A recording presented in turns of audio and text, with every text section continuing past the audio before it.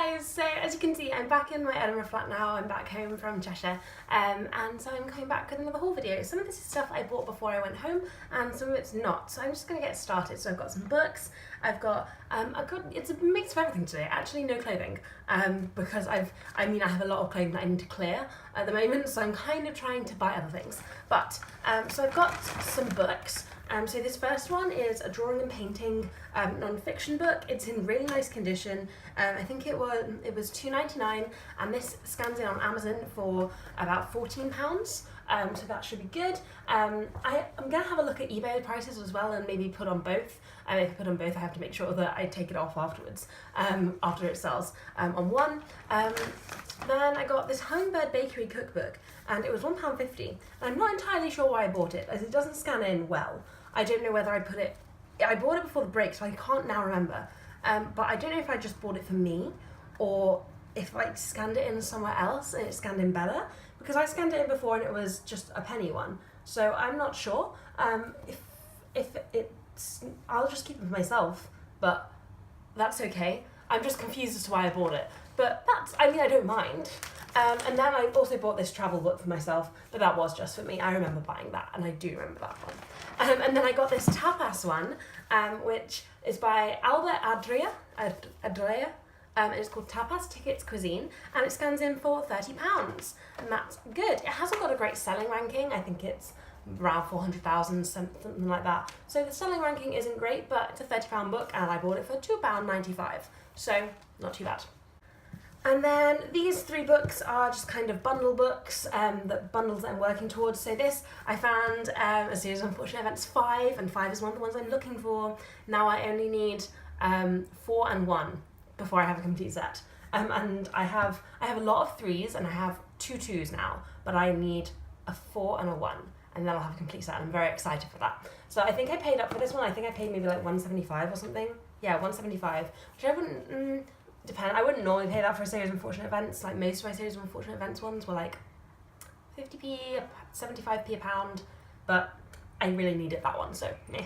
And then I got this Michael Morpurgo Private Peaceful book, which I think was also like £1.75 or something, to go in a Michael Morpurgo bundle. And David Wallingham's Gangster Granny. Actually, the cover isn't in great condition, but it was again £1.75.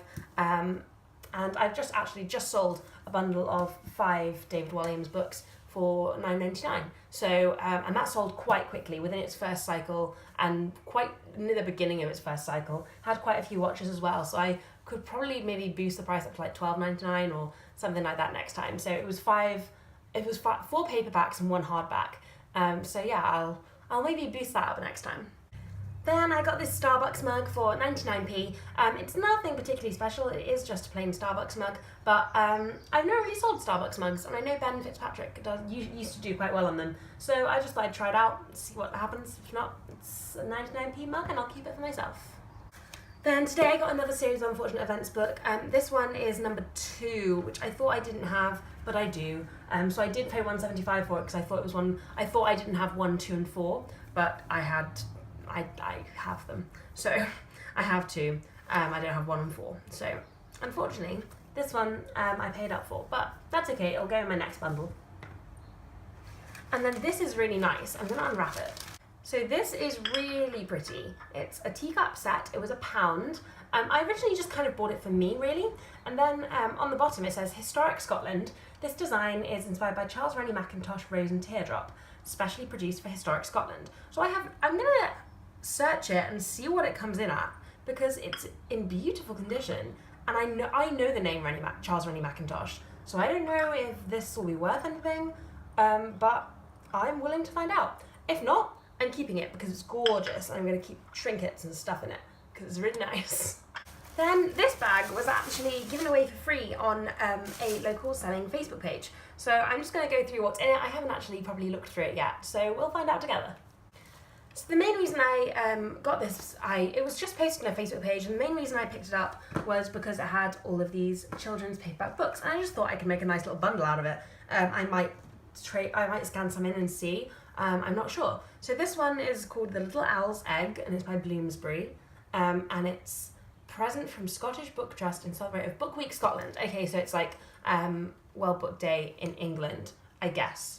I'm going to presume that. But yeah, it's a book called The Little Owl's Egg. It's really cute. Then we have a book called The Little Pirates, which again is a Scottish Book Trust one. Okay, I'm sensing a pattern. Oh, but I did scan this one in, and this one is worth about £5, so that's nice. And I read the back of it, and it sounded really interesting in that it's a new innovative child-tested bedtime story using a technique developed by Carl-Johan Forsen Ellerin, a life coach with a background in psychology. It's as easy as reading a simple story with special language that helps children relax and fall asleep. So it's like a story that's made to make a child tired. So I think it just says, hey, for example, I've just opened a page and it says there's a lot of talk about relaxing and going to sleep, and I think it's designed to make the child sleepy, which is fair. Then this is called Dogs Don't Do Ballet. So this is about dogs not doing ballet, I presume. This is called The Fourth Bonniest Baby in Dundee, and this is another Scottish Book Trust book. I don't know how many of these are there, because I could maybe make a bundle out of them. Then we have one called Gorilla Loves Vanilla, which is another Scottish Book Trust one. So I think it might be good to make a bundle out of these ones. I don't know, I'm not sure. And then this one is called Lost and Found by Oliver Jeffers. It's another Scottish Book Trust one. And this one has really pretty illustrations in it. That's really nice.